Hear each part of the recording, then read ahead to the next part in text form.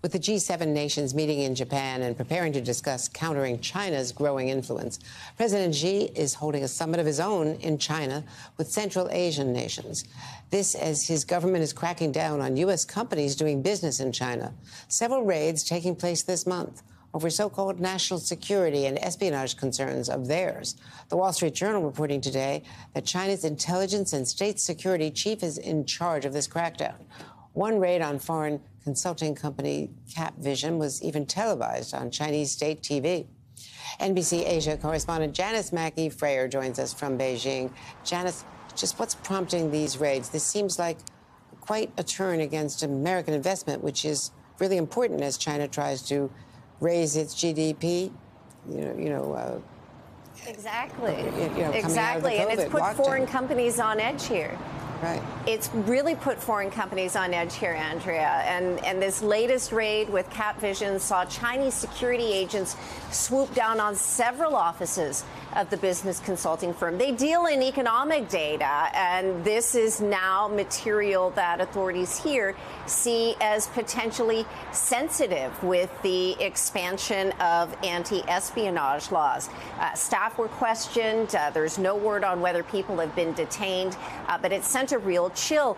And it is a contradiction, as you point out, to have what seems to be national security considerations trumping the appetite for foreign investment at a time that China is trying to boost the economy as it's coming out of COVID.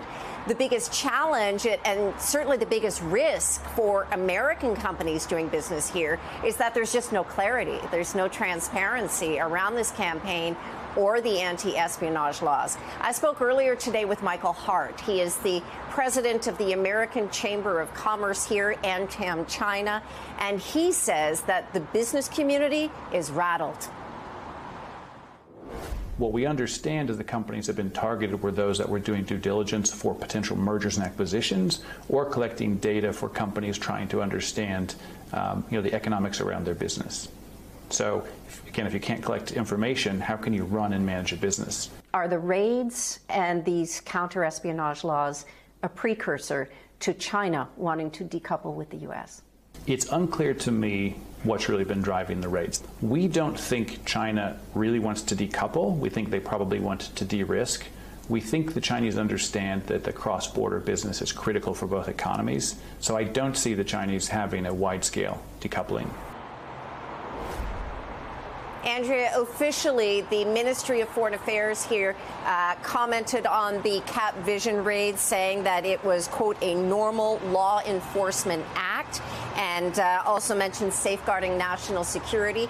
Capvision hasn't commented on this. Neither have the other companies that have been targeted in the past month or so, Bain & Company, as well as Mintz Group. But something that I found interesting in talking with Michael Hart today, he said that AmCham China recently did a visit back to the U.S. and had several meetings in D.C. with policymakers and also with CEOs. And they said they heard at least a dozen times from CEOs that they want to come to China, but they're afraid to come to China right now.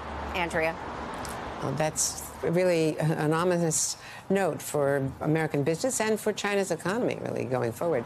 Janis Mackey Frayer, thanks so much to you.